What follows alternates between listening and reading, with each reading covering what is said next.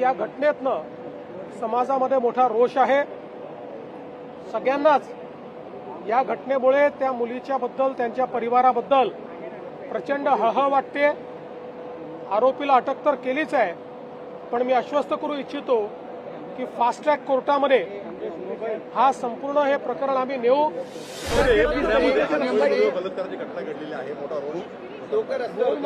पुणे जिल्ह्यातली जी घटना आहे ही अतिशय निंदनीय, अतिशय दुःखदायी अशा प्रकारची घटना आहे।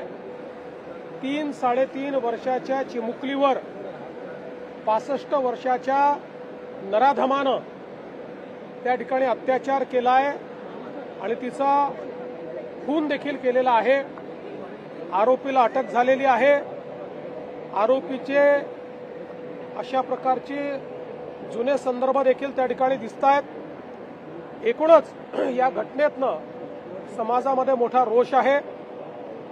सगळ्यांनाच या घटनेमुळे त्या मुलीच्या बद्दल त्यांच्या परिवाराबद्दल प्रचंड हळहळ वाटते।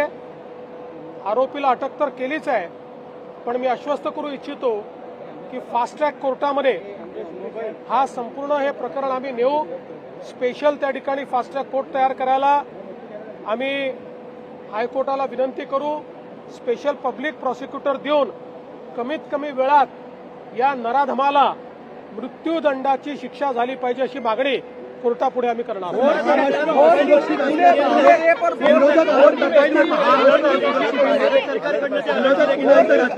एका वेळी एक जण बोला नाही। विरोधक या घटनेनंतर राजकारण करतायत, महाराष्ट्र असुरक्षित आहेत, महिला असुरक्षित। मला असं वाटतं हे इनसेन्सिटिव्ह आहे। प्रत्येक गोष्टीत राजकारण शोधून काढणं यापेक्षा वाईट दुसरं काही असू शकत नाही। काही गोष्टीत तरी संवेदना बाळगली पाहिजे। मला असं वाटतं ठीक है ते काय करतायत, पण राज्य सरकार जे केलं पाहिजे ते नक्की करेल। पूना के भोर में जो घटना हुई है बहुत ही निंदनीय है। 3-3.5 साल की मासूम बच्ची के साथ 65 साल के व्यक्ति ने कुकर्म भी किया और उस छोटी सी बच्ची को मौत के घाट भी उतारा गया है। आरोपी को गिरफ्तार किया गया है।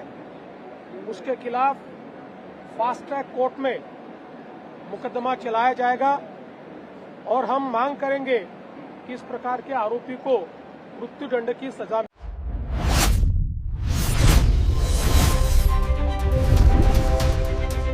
महासागर न्यूज।